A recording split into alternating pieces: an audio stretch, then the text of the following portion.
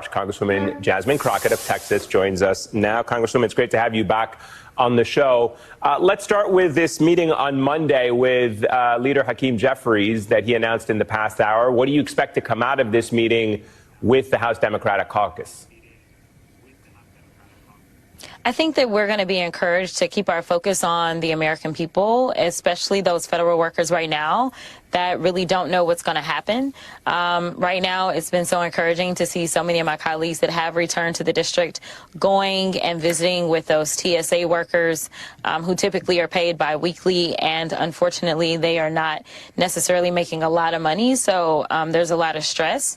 There's other things that we're doing to advocate, making sure that, you know, payday loans with no interest are available at some of those federal institutions, such as Navy Federal Credit Union and some of those others. So I think that we will continue to do everything that we can, making sure that we're keeping our focus on those hardworking federal workers that unfortunately are in the crosshairs of this terrible administration, as well as making sure that we're listening to the concerns of our constituents, something that Republicans are afraid to do. Congresswoman, is there a middle ground, a so-called middle ground, imagine these days, that GOP swing state senators could get behind, that also Democrats could potentially compromise on? Or do you have a red line that you just don't want to see Democrats cross when it comes to negotiating this bill? Yeah, so here's the deal. I mean, you know, there's a lot of things that so-called middle ground Republicans should be engaging in. But when you look at somebody like, for instance, if we look on the House side, Mike Lawler pretends to be kind of this middle ground, non-MAGA person. But when you look at his voting record, it is clear that it is just as MAGA can be, right? And so a lot of these Republicans say a lot of things, but then they don't follow through. And the few that are willing to kind of just do what's right, because honestly, this is not really a partisan issue, or it shouldn't be a partisan issue. This is right versus wrong. When we're talking about healthcare, we're not only talking about Democrats. Democrats aren't the only people that get sick. I mean, last time I checked, whether you're a Democrat, Republican, Independent, or MAGA, you still are a human being. So last time I checked, we all need healthcare, right? So the fight that we are waging right now is a real one. And while Ted Cruz wanted to talk about they voted for clean CRs, he didn't tell the other side of that. Number one, Joe Biden sat down and talked to them, and he initiated those conversations because he was a master negotiator, not someone who said he was, but in reality, as someone who served in public service for over 50 years. And one of the things that they consistently did, if you guys will recall, is every time we had to deal with the CR, they wanted to deal with the debt ceiling, and they wanted to cap our spending, and they wanted to make sure that we weren't necessarily, they always held the debt ceiling over our head. So they always drew blood, and sadly enough, them drawing blood was not anything on behalf of the American people as a whole. Congresswoman, can I ask you about the messages this administration has posted, for example, on the HUD site, the Department of Housing and Urban Development, blaming Democrats for the shutdown, this blatantly partisan language that they've pushed on federal government websites. Also, federal workers claiming that their away messages on their emails have been taken over in a similar fashion. Is this even legal?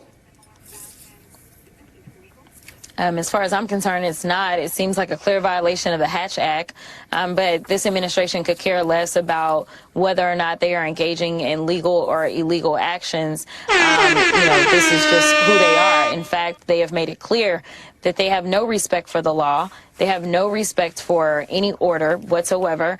They have no respect for court orders or anything else. I mean, you know, everything that they do, not just coming out of the White House itself, but literally when you look at the other portions of this executive branch, especially when you look at ICE and the types of things that they're doing. So, you know, do they care? No. And if a court tries to shut them down, is it going to matter? Probably not. And do we have a Department of Justice that will do anything? No. I mean, we are really in a situation where it is corruption on top of corruption. And basically anyone who sits in silence or does nothing, they're complicit in this corruption. And it is a really sad day and sad days coming so long as this man is still the president of the United States. You know, the only thing I disagree with hold on, let me stop. States. The only thing I disagree with the great representative Congresswoman from Texas is, tell us the numbers and the actual community centers that'll be impacted by this. You go say, you know what, in Texas, we're going to be losing $300 million. These are the specific community health centers that'll be impacted. Not just the TSA workers. Because not everybody's traveling. Some of these elderly people are like, you know what, I'm just trying to get day to day. They're more on a fixed income. And I think if it's more of a fact of, hey, here's the impact that we've lost since day 1 to day 5 to day 6 through the weekend. Okay, Monday, here's how it's going to start again, right? Here's how we start losing again. And that'll help. People need to understand the numbers. Because until they get that, they understand the rhetoric. And we all know the rhetoric by this.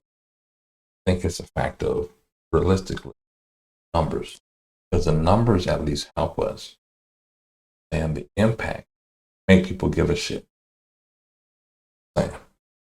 Congresswoman, let me get your thoughts on some of the breaking news tonight, including just recently, not too long ago, a court order in Portland, basically or effectively saying that it's unlawful for the president to send troops into Portland. You just talked about court orders being ignored. This a victory, obviously, for the lower court standing up to the administration. But your thoughts on what is both happening in Chicago and this decision to declare the sending of troops into Portland unlawful. Same what we saw in L.A., but not slowing this administration down. No, I mean, all we see, again, I mean, this isn't hyperbole, right? Like, we have a rogue administration. I mean, if we really are going to use some of the words of Ted Cruz, then we can go back to him when he was talking about the FEC commissioner, when he decided to say that they are more like gangsters. I forget the exact terminology mobsters, that he used. Yeah, when he was mob bosses, basically, is what's coming. Mobsters, right? And that's what you're seeing, right? Like, you're seeing this kind of mob mentality. It's like, listen, I have the position and I'm going to do whatever I want to. And frankly, the Supreme Court gave him license when, for the first time in the history of this country, we had a president that was concerned about immunity because he knows that he does not like to follow the law. He doesn't care about the law, yet he's claiming that he's sending in these troops illegally so that he can bring about law and order. Now, how crazy is that? And when we talk about Chicago, in fact, the event I just left, I talked about Chicago because I don't think that it's really been uttered enough. That one of the things that I say all the time when I'm doing some of my talks is that I need you to survive. It's a gospel song. But the point of it that I try to make for a lot of people is that there are people that wanted to say, well, I'm not an immigrant, so that's not my problem, and they taking our jobs anyway, according to Trump, right? And so now we're seeing that, like, no, it is your problem. It is all of our problems because immigrants contribute to this country. Stop falling for the okie doke. Stop believing the lies that they are putting out there and the terrible racist tropes that they are constantly using to rile people up. It is time to recognize that while you thought the enemy was the immigrant, or you thought the enemy was the trans person, or you thought that the enemy was the black folk, or you thought the enemy were the women, when the reality is that the only person that is harming you right now, if you are struggling to make sure that you can pay your bills, if you're struggling to feed your family, if you are struggling to find a job, if you are struggling to keep your business open, or if you are a farmer, while we currently have record level bankruptcies by farmers, it is not any of those people on the list. It is the old white Nepo baby that is sitting in the White House that is causing all the destruction, pain, and problems that you are enduring. Congresswoman, can I ask you really quick right before we go to break, do you think it was a coincidence that the building this administration chose to send Black Hawk helicopters and flashbang grenades into was a building made up of black U.S. citizens and Latino immigrants? Absolutely not. Everybody knows who lives on the south side of Chicago. That's where my grandmother was when I was growing up. South side of Chicago is absolutely a black area. But again, that's why we have to understand that once they divide us off into silos and try to pretend as if it's not our problem, the reality is that if we're okay with them doing illegal things to somebody else, then the illegal things will somehow show up at your doorstep. And unfortunately, and I'm not saying that the people on the south side of Chicago felt that way, those black folk, I'm not saying that, but I am trying to make sure that people start to understand that we need to focus on what brings us together in our commonality instead of looking at the things that are different about us and divide us, because that is how they are winning. Divided we fall, united we stand. In a surprising development, Trump's own Commerce Secretary, Howard Lutnick, made some bombshell comments this week about the convicted sex criminal, who at one point was his neighbor. Take a listen. I say to him, massage table in the middle of your house? Wait, what? How often you have a massage? And he says, every day. And then he gets weirdly close to me. Ooh. And he says, and the right kind of massage. That's what his MO was, get a massage, get a massage. And what happened in that massage room, I assume, was on video. This guy was the greatest blackmailer ever. Blackmailed people. What? That's how he had money.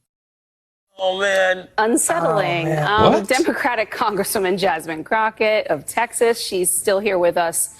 Congresswoman, what are the next steps after you hear all of these details? Are lawmakers going to get Lutnick right in front of them?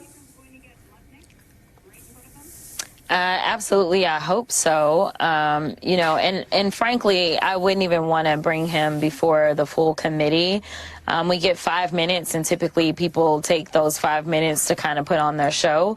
I actually would want a transcribed interview or deposition, which we have done a number of those. Recently, we did a transcribed interview of Alex Acosta, and we would really need to dig in. I mean, this is someone who basically says that he knew that he was a pedo or something strange was going on, and he lived next door to him. And so it would be very good to get information out of him, find out what types of documents, if any, he has, meaning if he had any camera footage and that kind of stuff, and if it is archived somewhere so that we could see who was coming and going, and hopefully be able to do the investigation that seemingly the Department of Justice either did not do or they've just refused to turn over the rest of the files. Because I will remind the American people that a subcommittee on oversight did send lawful subpoenas over, and the Department of Justice, well, they basically have shut down and have stopped giving us stuff. And when Kash Patel came before our committee,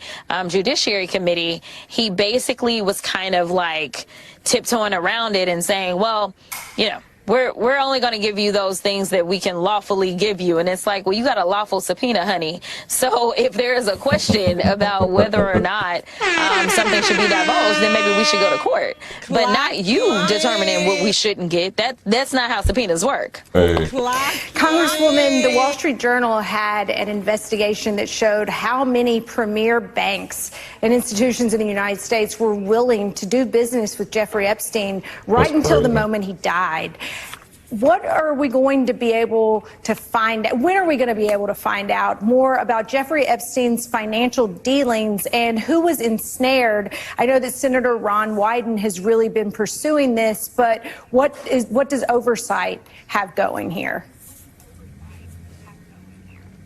Yeah, so we have not sent separate subpoenas out to financial institutions.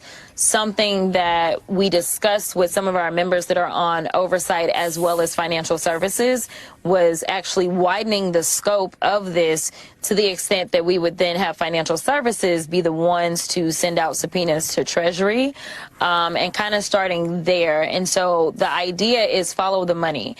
As we had a closed door meeting with a number of Epstein survivors, that was one of the things that they told us is hey, follow the money. And it is my understanding that if we were to really start to dig there, we would discover that we're not talking about some ring that was going on just here within the United States, but we're talking about millions of dollars, and we're talking about internationally kind of being traded, and we're talking about trafficking women internationally. Wow. If you've watched some of the survivors, you notice that some had accents. Many of these women went into different modeling agencies, and they weren't modeling agencies, they were fronts. So there is a lot to kind of unravel, not to mention it was made clear that he was consistently setting up kind of these sham businesses, and he was just running girls through them. that was one of the accounts that we heard, was basically when he did get incarcerated, and I use air quotes for a reason, and he was on work release, he had set up a fake business so that he could go to that fake business on work release, and he was abusing girls there. Wasn't that on the Netflix documentary too? So much that we really need to dig into, and I don't think that there was ever a thorough investigation. And if there was, they absolutely are refusing to give us the information that they have. Wasn't that all in the Epstein documentary? Because I went to Royal Palm Beach High School my freshman year of high school. I didn't go after that. When the documentary started, they talked about the girls that were going to Royal Palm and then about Epstein out in Palm Beach Island and the work release, and what the fuck? What the fuck? Make sure you like and subscribe for more. We gotta find these Epstein files.